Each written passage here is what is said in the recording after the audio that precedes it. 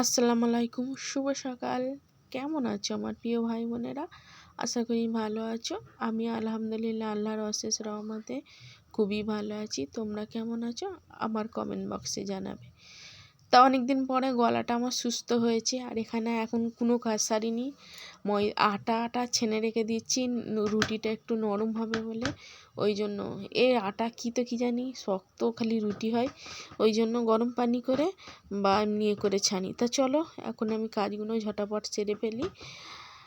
তা এবার camera off করে কাজগুলো সেরে ফেলবো। আমি কি করি জানো, ক্যামেরা অফ করে আগে কাজগুলো সেরে ফেলি, তারপরে অন্য কথা।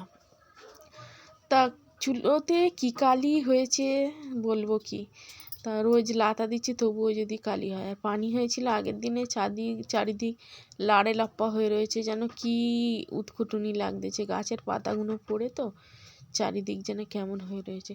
তা তোমাদের সাকিবুল বিস্কুট খেতে খেতে চলে যাচ্ছে এখন ওই সাইডটা। সকালবেলা আমার অনেক কাজ থাকে, যেগুলো আমি তোমাদের সঙ্গে শেয়ার করি। আমার লাইফস্টাইল তোমাদের কেমন লাগে সেটা কমেন্ট বক্সে জানাবে।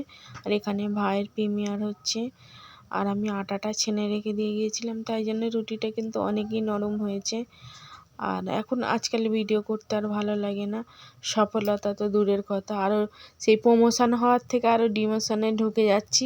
তা যাই পারে হোক, কটা মানুষের ভালো লাগার জন্য আমি ভিডিও ছাড়ি। বিশেষ করে আমার ভাইয়ের বোন, এরা তো আমাকে খুব ভালোবাসে, ওই জন্যই হয়তো আমি ইউটিউবে আছি, বা আশা করি ওদের জন্যই থাকবো। তা চলো কাজগুলো ঝটাপট সেরে ফেলি। যতক্ষণ জরির কাজ না হয় ততক্ষণ যেন কাজের শেষ থাকে না, অনেক কাজ থাকে। তা কি করবো, দিক তোমাদের দুলাভাই উঠে পড়েছে, আর এদিকে আমি একদিকে করছি, চা বসিয়েছি। আর চাটা হচ্ছে, এদিকে চা আমার বাদশা বলেছে মা আটা ভাজা দিয়ে চা খাবো। তা আটা কদিন আছে বলে ওই জন্য আটা ভাজা, না হলে ময়দা কিনে নিয়ে রুটি করতে হতো। তা তোমরা কেমন আছো আমার কমেন্ট বক্সে জানাবে। দেখো জীবনে যখন সফলতা পাবে তখন আগু পিছু কত মানুষ থাকবে। যখন দেখবে তোমার কোনো সফলতা নেই তখন আগু পিছু নিয়ে হাতে গোনা কজন থাকবে। তা সেই সব মানুষদের আমি চাই, যারা যেসব মানুষগুলো তোমার কি আছে বা তুমি কে বা তুমি কেমন না জেনে শুনে তোমার পাশে আছে, সেসব মানুষকে ভুলে যাওয়া মানে নেমুখারামি করা। সেসব মানুষকে ভুলে যাওয়া মানে জীবনেতে কোনো দিনই সফলতা পেলেও যদি তাদেরকে ভুলে যাও তাহলে কি হবে বলো তো, তখনই তোমাকে বলা হয় নেমোখারামি। আর কিছু মানুষ আছে সত্যি বলতে তারা নেমোখারাম মানুষ, কারণ তারা একসময় এতটাই অসহায় ছিল, কিন্তু আজ তারা মনে করে আমরা হয়ে গেছি, আমাদের দিন চলে গেছে। কিন্তু আল্লাহ পাক কখন কার কী দিন দেবে সেটা সেই জানে। আমি মনে করি একা থাকা অনেক ভালো, একা থাকা সুস্থ থাকা এবং একা থাকা নিজের মতো থাকা। দেখো এখানে আমি একা আছি, আমার আগু পিছু কেউ নেই, কিন্তু আমি ভালো আছি। কেন জানি না, নিজের দিক দিয়ে মনে হয় আমি সুস্থ আছি এবং ভালো আছি। কারণ মানুষ হিসেবে যে অন্য মানুষকে পাশে চাই, সে মানুষগুলো নেমোখারাম স্বার্থপর, সে মানুষগুলোকে সাথে না নেওয়াই ভালো।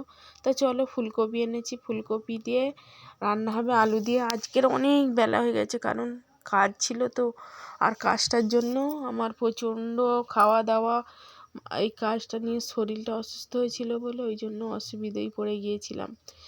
তা এখানে ফুলকপি বেচেছি আর ভাত হলো। আর এখানটায় হচ্ছে তরকারি হচ্ছে ফুলকপি দিয়ে।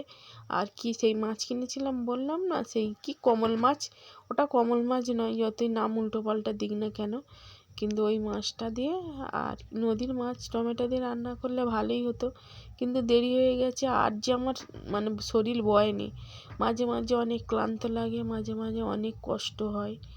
আর বিশেষ করে একটা মেয়ের কিন্তু সব থেকে আরামের জায়গা বা সুখের জায়গা কিন্তু তার মায়ের কাছে। কিন্তু দুর্ভাগ্য আমার মা নেই বলেই কিন্তু আমার আরামের জায়গাটা নেই।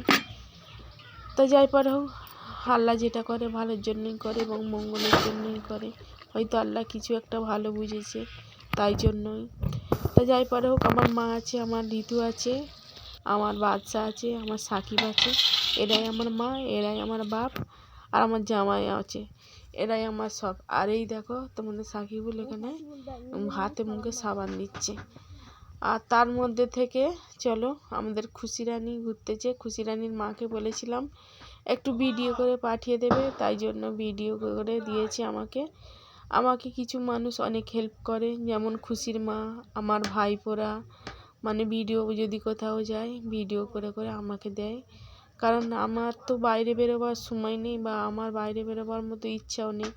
আমার মনে হয় নীরব এবং চুপচাপ পরিবেশটাই অনেক ভালো। আর জানি না কেন এগুলো মনে হয়। তা যাই পরে হোক, অনেক কথা বলে ফেলেছি। সবাই ভালো থেকো। আর মাঝে মাঝে অনেক আক্ষেপ লাগে, দুঃখ লাগে, কষ্ট লাগে। সে কষ্টগুলো মুখের ভেতরে চেপে আছি অনেক মানুষের জন্য। তা মানুষ বলতে কি বলো, তোমাদের দুলাভাইকে তখনই বলতাম নিজেকে সংযত করো, কারণ এখন তোমার পাশে সবাই আছে, এক সময় হবে তোমার পাশে কেউ থাকবে না। কারণ তোমার পয়সার জন্য তোমাকে সবাই ভালোবাসবে। তখন তোমাদের দুলাভাই কি বলতে জানো, তোর প্রচুর পেটে পেটে হিংসা, হ্যাঁ, কিন্তু আজ তোমার দুলাভাই আমাকে বলছে তুই ঠিকঠাক ছিলিস রে, আমিই ভুল ছিলাম। তা গরিবের কথা বলে বাসি হলেও সত্যি। তা সবাই ভালো থেকো, আল্লাহ হাফেজ।